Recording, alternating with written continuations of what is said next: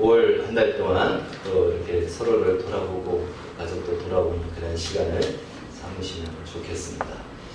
그래서 5월 이 가정의 달로 우리가 지키고 보통 나라에서 그렇게 하는데, 그래서 이 5월 한 달은 이제 이번 주 다음 주 마지막 주가 있는데요. 가정의 관계에 대해서 또 성경에서 말씀하고 있는 말씀을 한번 하나님 나라의 관점에서 어떻게 바라보고 계신지도 우리가 살펴봤으면 좋겠습니다. 그래서 오늘 한나의 이야기, 이 5월달 되면 거의 단골처럼 그 한나의 이야기가 소개되고 있는데, 오늘 저도 이 본문을 가지고 하나님께서 이 말씀 가운데서 우리에게 더 구체적으로 말하고자 하는 것이 무엇인지를 한번 살펴보고자 합니다. 우리가 흔히 쓰는 그 일상 소모품 중에, 일상용품 중에 이러한 것들이 있죠. 메모지를 쓰는 이 포스트잇이라고 합니다. 요즘에는 규격도 다양하게 나와서 그 필요에 맞게끔 쓰는 것을 보게 됩니다. 그런데 이 포스트잇은 의도하지 않은 상태에서 만들어진 것입니다. 이것을 만들고자 하는 회사가 완전한 접착제를 만들려고 이렇게 준비를 했습니다. 한번 붙으면 주님 오실 때까지 떨어지지 않는 완전 접착제를 만들려고 했는데 실패를 한 거예요. 그게 우리가 이 포스트잇이 완전히 안 붙잖아요. 한번 붙었다가 또 떨어지지 않습니까? 그래서 그 개발팀 중에 그 와중에 한 사람이 크리스찬인데 예배를 드리다가 이 성경책 안에 있는 메모지가 삽입해 놓은 것이 막 흔들리고 빠지는 겁니다. 그러면서 자기들이 만든 접착제가 완전 접착제를 만들려고 했는데 실패했는데, 그 실패는 무엇이냐면 잠깐만 붙는 겁니다. 접착이. 그래서 그걸 그러면 여기에 이렇게 연결을 하면 좋겠다 해서 임시적인 접착제 효과를 이 종이에 적용해가지고 메모지로 만들기 시작한 겁니다. 그것을 찾아서 그것이 포스트잇이 된 것입니다.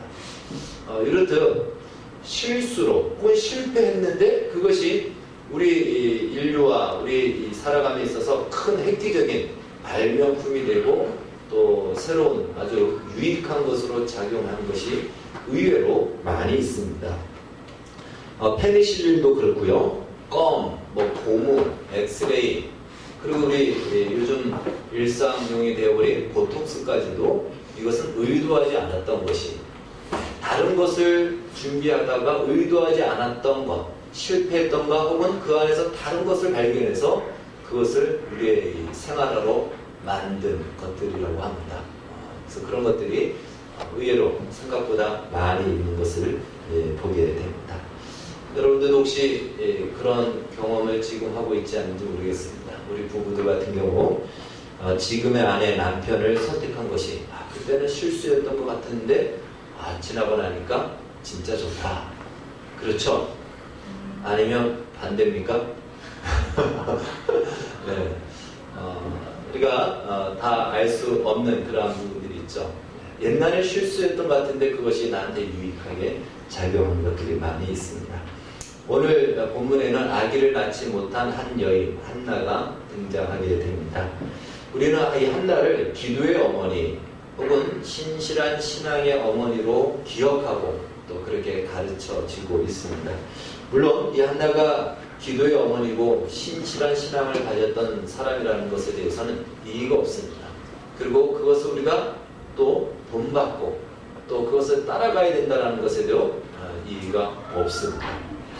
그러나 단순히 그렇게만 생각한다면은 우리가 이 한나에 대해서 우리의 삶의 기준들이 또 우리의 신앙의 기준들이 이 한나에 맞춰지게 될 수 있다는 것입니다. 이 한나가 신앙이 있으니까, 한나가 이러한 기도를 했기 때문에 이러한 응답이 있고 이러한 역사가 있다면 우리 역시도 그 정도로 기도해야 결국은 뭔가 응답받을 수 있는 하나의 기준이 되어버린다는 것이죠. 근데 그 정도 안 하면 아예 국물도 없는 그렇게 되어버릴 수도 있는 절망에 빠질 수도 있습니다. 물론 한나의 경건함 그리고 어려움 속에서도 믿음을 지켰던 것들을 우리가 본받아야 될 부분은 맞습니다. 그러나 오늘 본문은 단순히 그러한 한나의 개인적인 상황과 그 기도의 응답, 그 이상의 것을 우리에게 말씀해주고 있다는 사실입니다. 성경에 보면 가끔씩 불임의 여자들이 등장을 합니다. 우리가 잘 알고 있듯이 오늘 본문의 한나도 그렇고요. 아브라함의 아내 사레도 역시 그러했습니다. 그리고 삼손의 어머니도 그러했고요. 그리고 이제 신약 성경을 와서 마리아도 사실은 결혼하지 않았기 때문에 아기를 가질 수 없는 그런 상태였습니다. 그렇게 성경에 이렇게 불임을 많이 등장인물로 사용하고 있는 이유는요. 불임이라는 것 자체가 무엇인가 하면 그것은 생명을 잉태할 수 없는 그 자체는 생명이 죽었다라는 뜻입니다. 그래서 그 개인이 생명이 죽었다라는 것보다도 성경에서 그런 인물을 등장하는 것은 그 시대가 죽은 상태다. 영적으로 어두운 상태다. 영적으로 어둡고 죽은 상태를 불임의 여인을 대표적으로 등장시킴으로 말미암아 이 시대가 지금 어떠한 시대인지, 이 시대가 지금 어떠한 상황인지를 말씀하고 있는 것이죠. 그래서 하나님은 그 불임의 여인을 통해서 임신할 수 없는 가운데 임신을 하게 하심으로 생명의 역사, 새로운 빛의 역사를 시대적으로 끌고 가고 있다는 것을 성경이 말해주고 있습니다. 오늘 본문도 마찬가지죠. 한나가 있을 때의 그 시대의 제사장이 누구였냐면 엘리라는 제사장입니다.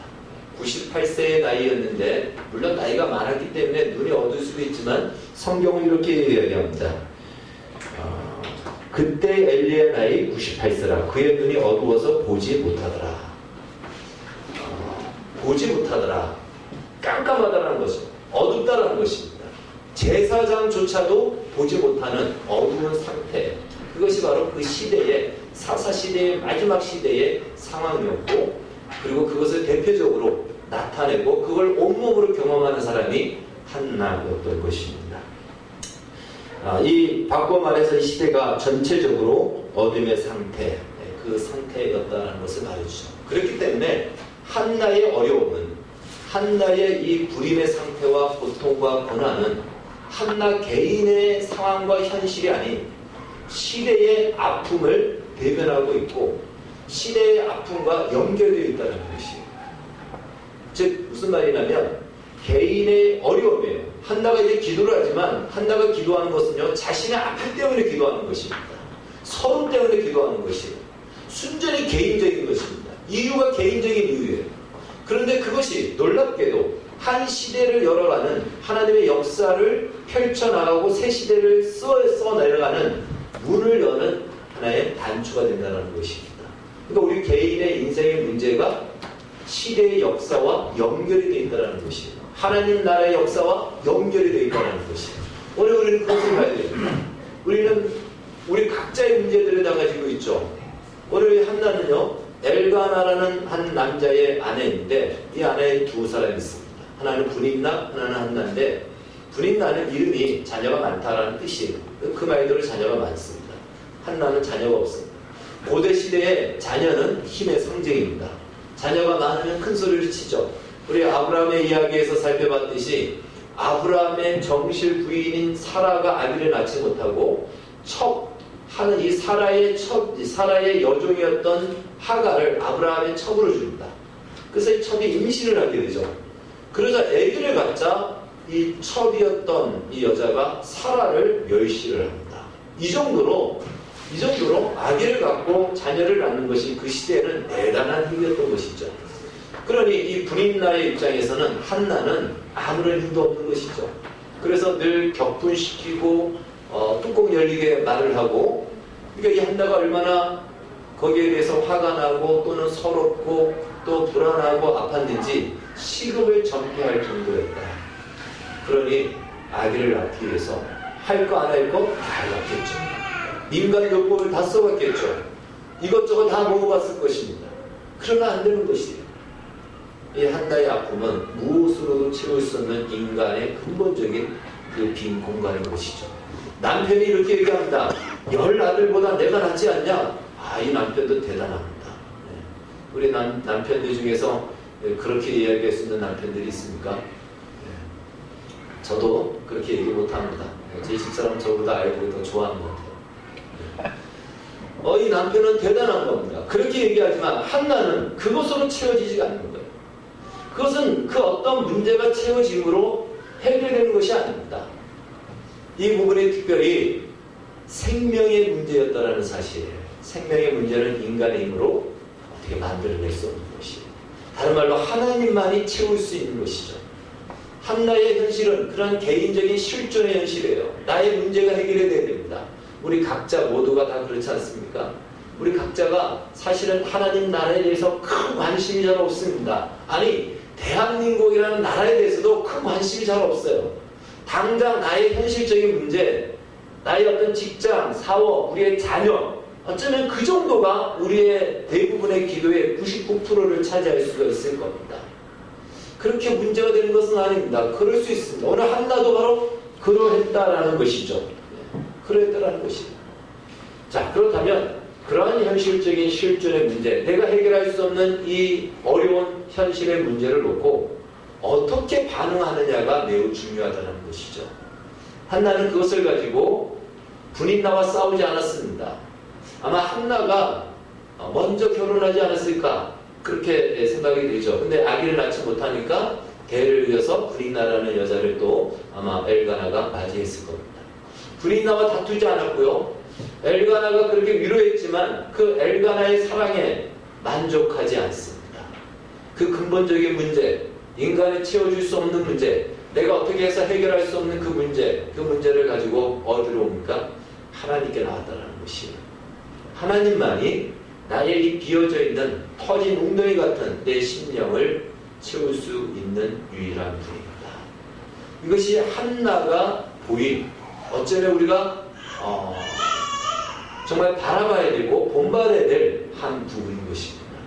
그렇게 어려운 것은 아니지 않습니까? 하나님 앞에 나와서 그 어려운 문제를 이야기하고 고하는 것은요, 그렇게 대단히 어려운 것은 아닙니다. 오늘도 어쩌면 우리는 그 자리에 다 나올 수 있고 이미 나왔다라고 볼 수 있습니다.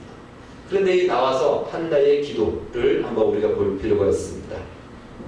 10절 말씀 보면 통곡하며 서원하여 이르되, 이것이 한나의 심정입니다. 한나의 이 아픔과 서름은요, 통곡으로밖에는 풀어낼 방법이 없습니다. 쏟아낼 방법이 없습니다. 원어적인 뜻을 본다면 영혼을 쏟아냈다. 이것이 통곡입니다. 통곡의 기도. 여러분, 그 과거에는 이 통곡의 기도 소리가 참 많이 들렸습니다. 교회에서도 많이 들렸고요. 기도원에 가면 정말 많이 들렸습니다. 그런데 어느 때 통곡을 하죠?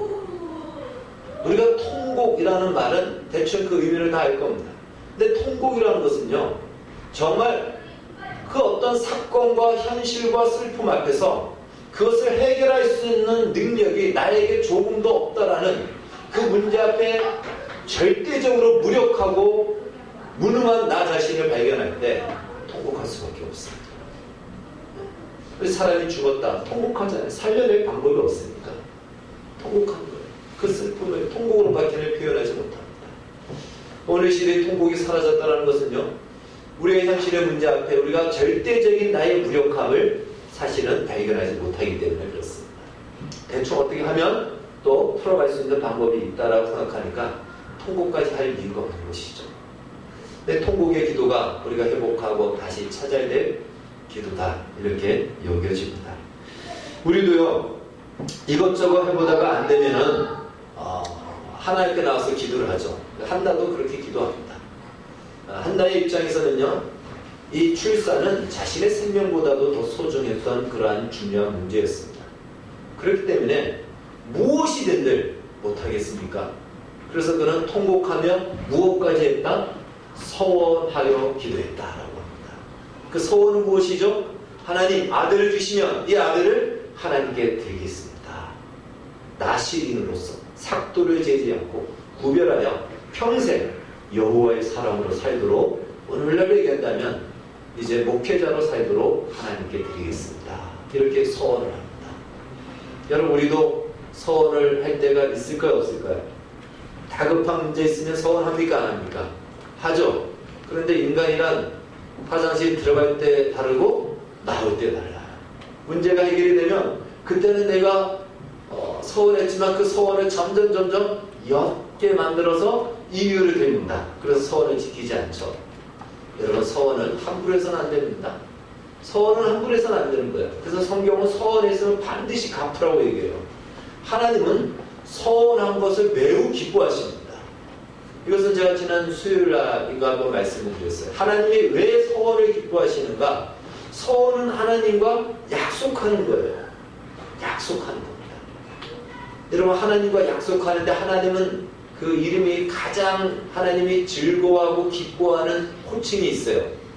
언약의 하나님이에요. 언약의 하나님입니다. 하나님은 언약의 하나님이라는 것에 하나님은 가장 즐거워하십니다. 그만큼 하나님은 언약을 중요하게 여기고 그 언약대로 지금까지 일하시는 거예요. 그래서 언약을 지키는 것은 하나님의 명예고 기쁨이고 자랑이에요. 그래서 그분과 약속을 한다면 그 약속을 반드시 지켜야 돼요.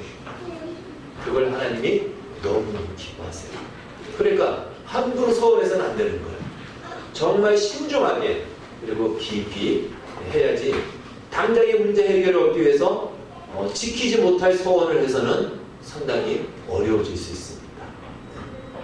여러분, 서원한 것이 있으면 갚으시기를 주의 이름으로 축원합니다. 아멘. 지키십시오. 그것은요, 안 지키면 벌을 받는다가 아니고 하나님이 가장 기뻐하는 것 중에 하나가 우리가 그 약속, 서원한 것을 지키는 것입니다. 하나님께 기쁨을 드릴 수 있는 기회로 여기십시오. 예, 한나는요, 자신의 생명보다도 더 소중한 것이 이 출산이었어요. 그렇기 때문에 얼마든지 드릴 수 있었고 실제로 그는 드리게 됩니다. 이런 기도 후에 제사장 엘리의 이 답을 듣고 한나는 돌아가게 됐고 1년 뒤에 사무엘을 낳게 됩니다. 아들을 낳게 돼요. 그래서 사무엘은 뜻이 사무는 쉐마에서 나온 말이에요. 우리가 신명기 6장에 보면은 쉐마 이스라엘 하지 않습니까? 쉐마는 들으라, 듣는다라는 뜻이 있어요. 엘은 무엇이죠? 하나님이에요. 그래서 하나님이 들으셨다. 이 사무엘의 이름의 뜻이에요. 하나님이 나의 이 간구와 기도를 들으셨다.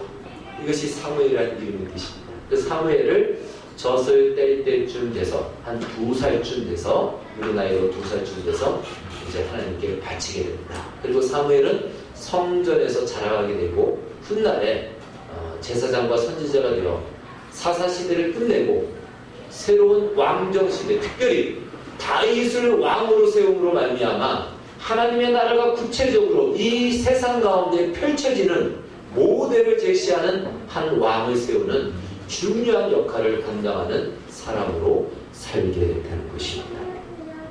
그 이후 하나님께서는 사무엘을 드린 한나에게 3명의 아들과 2명의 딸을 줌으로 말미암아 한나의 이 슬픔과 아픔을 완전히 해결해 주시고 응답해 주신 것을 보게 됩니다. 그래서 오늘 말씀을 통해서 이제 몇 가지 교훈을 받고자 합니다. 먼저 우리는 지극히 사적인 문제들, 나의 개인적인 문제들을 우리는 신앙과는 상관이 없다, 하나님 나라와는 상관없다라고 생각할 때가 있다는 거예요. 하나님 나라를 위해서, 하나님 나라의 역사를 위해서라면 뭔가 대의 명분이 있어야 되고 복음이 전해져야 되고 뭔가 이렇게 교회가 세워져야 되고 막 전도도 해야 되고 이렇게 우리는 생각합니다. 물론 그럴 수 있습니다. 그렇게 해야 됩니다. 그러나 그런 것이 아니라고, 나의 현실적인 문제라고, 이것이 하나님 나라와 끊어진 문제라고 생각해서는 안 된다는 것이에요. 오늘 한나는 지극히 사적인 문제죠. 정말 개인적인 어떤 서름과 아픔으로 이 아기를 갖는 것을 통하여서 나의 이 서름을 풀어내고자 했던 그런 마음이 작용한 것이죠. 인간적인 아픔과 인간적인 서름의 문제, 개인의 실존의 문제, 이 문제였습니다. 한나는 전혀 사무엘 같은 사람을 의도하지 않았습니다. 시대의 한 역사를 새롭게 바꾸어가는 한 인물을 전혀 생각하지도 않았습니다. 그냥 나의 문제였어요. 우리 각자의 문제이듯이 각자의 문제입니다. 그러나 그것이 하나님 나라 입장에서는 하나님 나라의 역사와 연관되어 있다는 것이에요. 연관되어 있다는 것입니다. 그러니까 우리가 먼저 기억해야 될 것은 오늘 나의 문제는 나의 문제만이 아니라는 것이에요. 그것은 하나님 나라의 역사를 써내려갈 수 있는 기회이고 또 통로이고 그 문을 여는 하나의 문고리 같은 그러한 문제라는 것입니다. 그곳에서 우리는 어떻게 반응할 것인가? 거기서 우리는 어떻게 반응할 것인가? 불인나에게 집중하지 않았고 엘가나에게 집중하지 않았고 하나님께 나아갔다는 것이죠. 여러분, 우리의 현실적인 문제 앞에, 어려운 문제 앞에 우리의 근본적인 이 문제를 해결할 수 있는 건 오직 하나님이라는 사실 앞에 하나님께 나아가시기를 바라겠습니다. 다른 것에 우리의 마음을 이끌리지 마십시오. 다른 것에 우리의 마음을 채우지 마십시오. 다른 것으로 채우려고 하지 마시고 하나님 그분만이, 나의 이 예레미야서 2장 13절에 사람의 웅덩이를 파았는데 그 웅덩이는 물을 저축하지 못할 터진 웅덩이다 라고 얘기합니다. 우리의 현실적인 문제는 단순히 그 문제가 아니고 근본적으로 우리가 채우지 못할 인생의 빈 공간을 하나님이 보여주시고 알려주시기 위해서 현실적인 문제를 우리에게 허락하시는 겁니다. 그래서 우리는 그 문제 앞에서 무력함을 느낄 수밖에 없어요. 이 문제는 내가 해결할 수 없구나. 이 문제를 내가 채울 수 없구나. 그 무력함 앞에 우리는 통곡할 수밖에 없고 울 수밖에 없고 부르짖을 수밖에 없고 기도할 수밖에 없는 것입니다. 한 달 기도하면 통곡이 나중에는 어떻게 갔죠? 입만 동동동동 구르는, 이제는 그 마음의 힘을 다 잃어버려서 통곡할 힘조차도 없는 그 정도로 기도하는 자리까지 나가게 됩니다. 여러분, 여기까지 나간 것이죠. 여기까지. 다른 말로 하나님 앞에 나오시라는 거예요. 이게 너무나도 단순하고 쉬운 문제 같지만 쉽지 않습니다. 우리는 어떤 현실적인 개인적인 문제를 당하면은 일단 해볼 걸 다 해본단 말이에요. 다른 건 다 해봐요. 하나님께 나오는 거는 맨 나중에 나와요. 맨 나중이라도 나오면 다행인 줄 압니다. 맨 나중이라도 나오면 다행이에요. 그런데 하나님께 나오지 않는 경우가 많다는 것이. 어느 정도는 나오죠.